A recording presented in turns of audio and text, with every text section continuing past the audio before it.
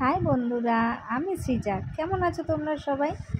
দেখো, আমার তো সকাল সকাল দিনটা শুরু হলো খুব ভালোভাবে, কারণ আমাদের যেহেতু গোপাল আছে 3বার পুজো দিতে হয়। সকাল সকাল আমি পুজো দিয়ে বাসি বিছানা, বাসি ঘর দুয়ার গুছিয়ে, এই দেখো একটু দেখে নাও। আগে আমার মেয়ের বৃন্দাবনের মতন নাকি ও জায়গাটা করেছে, গোপাল রাখার জায়গা করেছে, সেই জায়গাটা দেখালাম। এই দেখো, ঘর ভর্তি জামা কাপড় কাচা রয়েছে, কিন্তু আজ এখনও গোছানো হয়নি, গুছিয়ে ফেলবে। আমার শাশুড়ি মা সকাল সকাল উঠে রান্না বসিয়ে দিয়েছে, যেহেতু আমি অফিসটা সেরে আস্তে আস্তে দেরি হবে। তো আজকে শ্বশুরমশাই মানে আমার বাপি বাজারে গেছে। 2 দিন ধরে তো নিরামিষ চলছিল, ফ্রিজ থেকে জিনিসগুলো বার করে নেওয়া হয়েছে। এই গরমে এগুলো সব নষ্ট হয়ে যাচ্ছিলো, তাই শাশুড়িমা বলে এগুলো দিয়ে একটা শুক্তো হবে চিংড়ি মাছ দিয়ে। তা আমি এগুলো সব কাটাকাটি করছিলাম, তা আমি দেখাচ্ছিলাম যে সাইজটা আর কি কীরকমভাবে কী কাটবে। আমি আবার অত মানে বুঝি না কোনটায় কীরকমভাবে দেবো আর কি, সেটাই। আমার মেয়ে এসে ভাবছে, মা কী করছে এটা? আমি বলছি, মা আজকে থেকে নতুন আমি ব্লগ শেয়ার করব। এখানে আমি আমার পিসি শাশুড়ি, এই যে আমার বাড়িতে আরেক সদস্য আমার কাকিমা আমাদের হাতে হাতে একটু কাজ করে দেয়। কাকিমা, শাশুড়ি, আমরা সবাই গল্প করছিলাম। বাইরে এক কাকা কাজ করছিল, আমাদের সব বাইরে যত গাছপালা আছে সেগুলো আর কি মাটি নিড়িয়ে দেয় না কি বলে, সেগুলো করছিল। তা আমি মাংসেরটা সব গুছিয়ে দিচ্ছি মামনিকে। চোখ জ্বলে যাচ্ছে আমার, তার জন্য আবার এই কৌটোটাও কিনেছি, যেই হ্যান্ড ব্লেন্ডারটা। দেখো আমাদের আতা গাছটা আর কদিন পর থেকেই ফুল আসা শুরু করবে, যেগুলো সব পরিষ্কার করেছে। কিছুদিন আগে মায়াপুর থেকে একজন সাধুবাবা এসেছিলেন, বলছে উনি নাকি বৃন্দাবন দেখছেন। অনেক তুলসী গাছ ছিল, আজকে ওগুলো সব পরিষ্কার করেছে। দেখেছো আমাদের আঙুর বল গাছে আঙুর এসছে। সবাই যারা আর কি জানেন তারা বলছিল 3 বছর পর নাকি ফল দেয়, তো ঠিক তাই হলো। আমাদের তুলসী গাছটাও বড় হয়ে গেছে, এটাও মনে হচ্ছে আস্তে আস্তে মানে কি বলে পেয়ে যাচ্ছে। আমাদের সিম্বা বাবু গরমে হা হা করছে।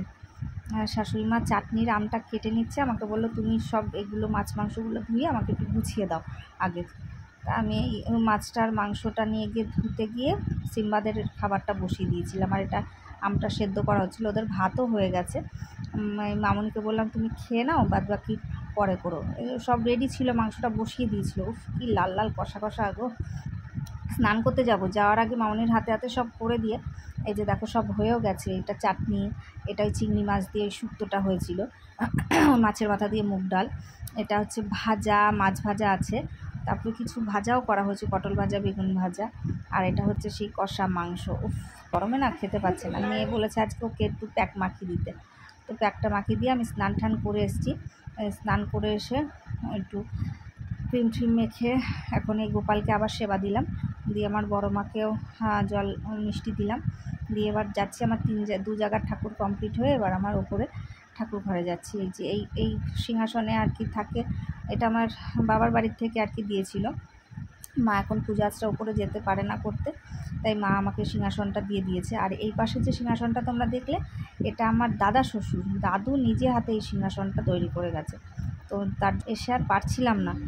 তো দেখো, পুজো দিতেই পুজো দেওয়া শেষ হয়েছে, আমি নেমে গেছিলাম, নেমে জল ঠল খেয়ে আবার উপরে উঠেছিলাম তোমাদের সাথে একটু দেখাবো বলে, যে পুজোর জায়গাটা আমি কীরকম সাজিয়েছিলাম। এত গরম, ওপরটা টিনের তো খুব কষ্ট হচ্ছিল, তো নিচে এসে একটু খাওয়া দাওয়া করে জলটা যেন একটু শান্তি পেলাম আর কি।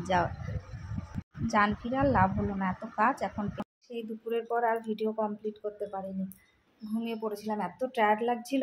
দাঁড়াও দেখাই তোমাদের একটা জিনিস। 6:45 বাজতে চললো, এখনও আসেনি। খাওয়া দাওয়া কখন করবে কি না করবে। ঠিক আছে, চলো কালকে যদি আবার একটা ব্লগ বানাতে পারি তাহলে দেখা হবে। টাটা।